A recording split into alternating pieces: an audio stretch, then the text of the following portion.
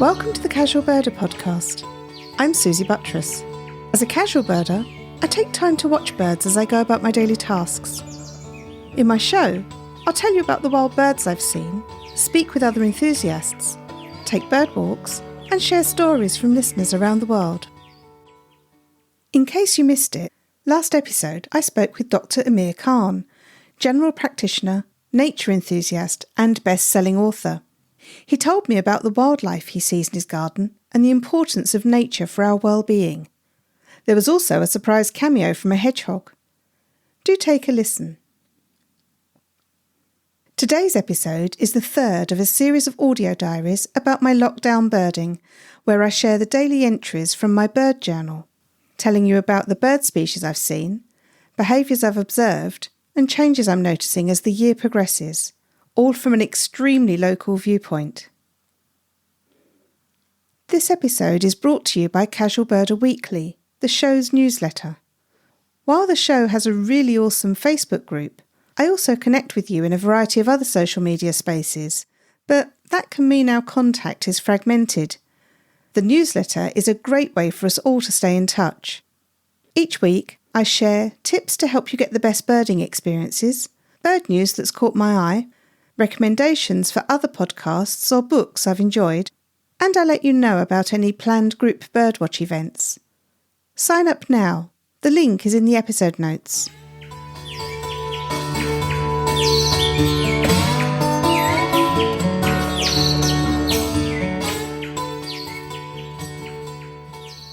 This is week 3 of my lockdown Birdwatching Diaries. This covers Tuesday the 19th of January to Monday the 25th. So I'm standing here at my bedroom window to record this, watching the birds in the garden. Currently, I have a wood pigeon, a blue tip, and I can hear a robin singing. Tuesday the 19th was a really stormy, rainy, windy day, and it was really quiet in the garden. Saw hardly any birds during the bird watch in the morning.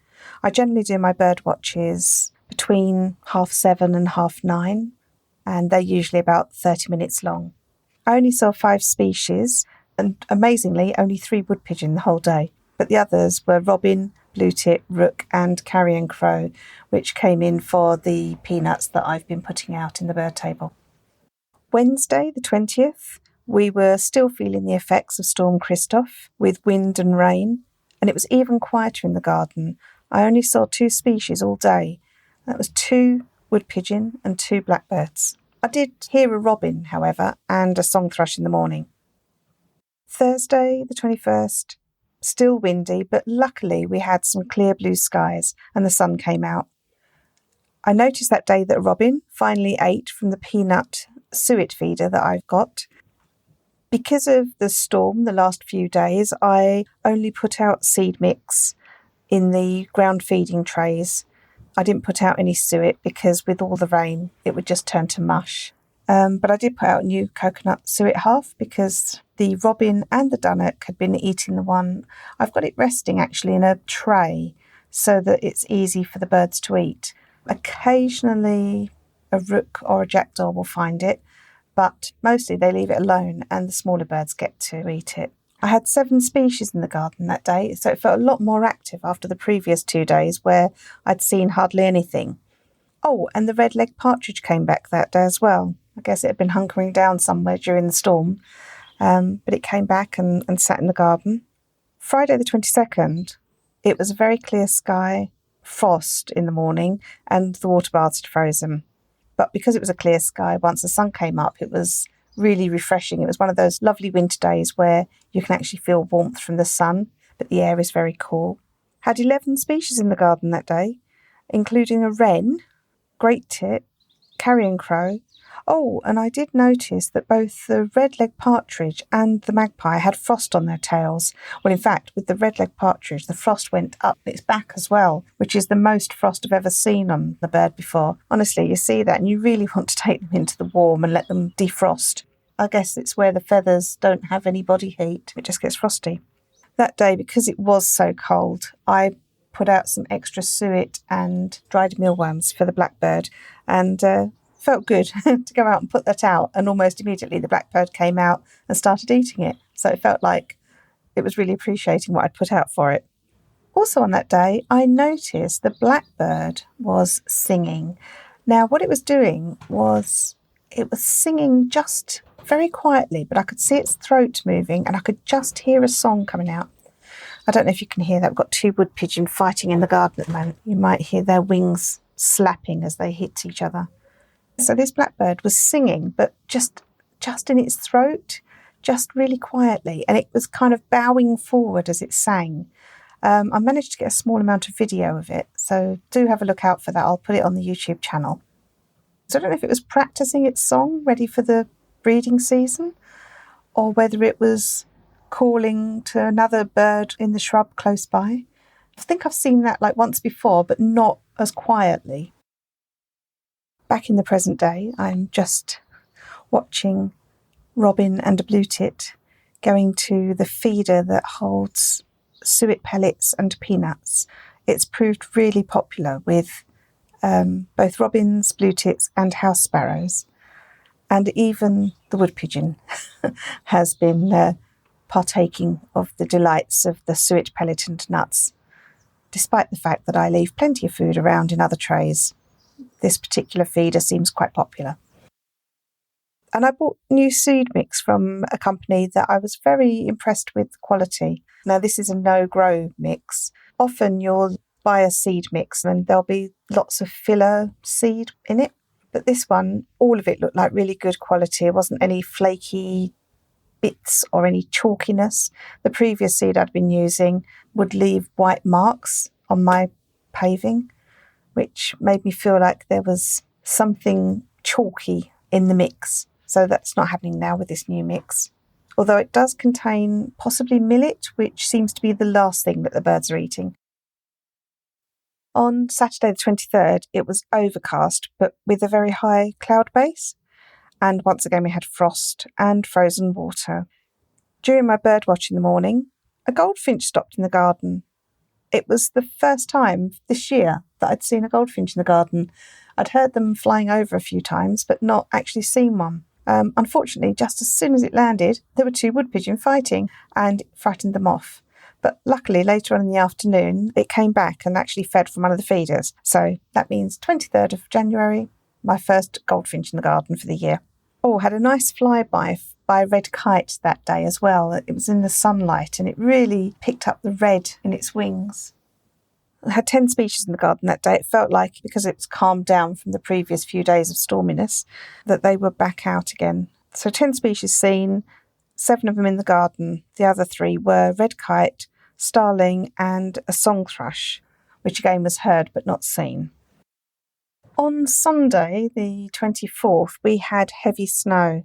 So when I woke up, there were really big flakes coming down, and it was still darkish. So I actually got up, went downstairs and put out a tray of suet seed and dried mealworms under the shrub to try to be protected from the snow so that the birds could actually find some food, because it was coming down quite heavily and had covered up all of the seed trays.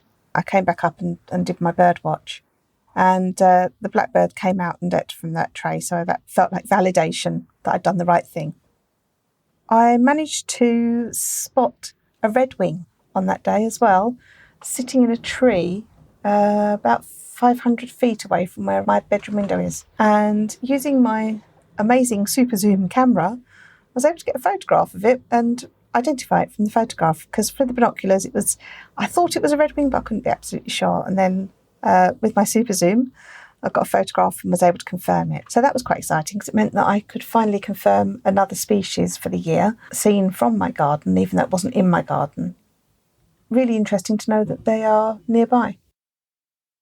So in the afternoon, the sun had come out and started warming up the snow, which was melting off the trees and off the greenhouse. And because it had been quite thick in the morning, quite deep, large lumps of it were sliding off the greenhouse roof.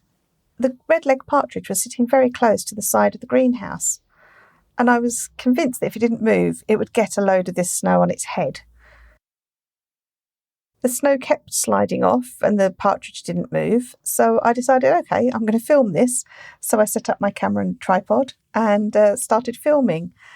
And sure enough, the snow slid off the roof. And right at the last moment, the red-legged partridge ran away and missed getting a head full of snow.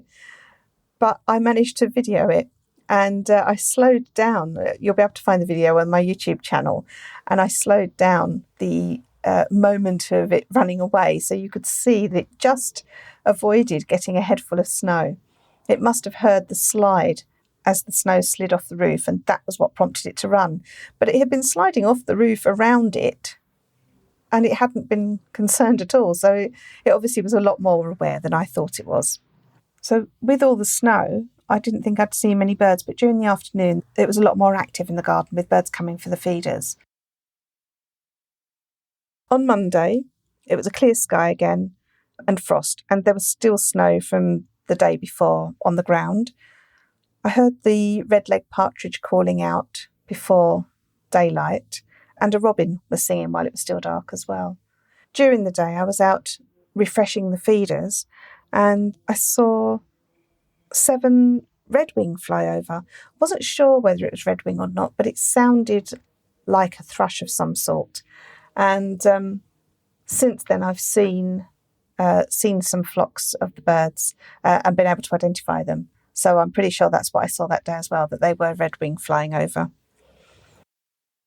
I've continued to do my hashtag #BirdPicsDaily photographs. And the theme for this particular week was Cabo Pulmo, which was the place we stayed in Mexico for the first few days after our whale-watching vacation. So that's what I posted on Instagram for that week. I'm trying to theme my weeks. The first 2 weeks were garden birds, but because the weather's been so awful, I've been going back looking through my vacation photographs and looking at birds that I've seen in previous years. So I've now started posting those on my daily bird pics. So that's the end of that week. That was a week of storms, a mixed bag in the garden, definitely noticing that when the weather was better, more bird species were in the garden. When it was really stormy, just the staunch ones that potentially live close by or call my garden home were the ones that were visiting.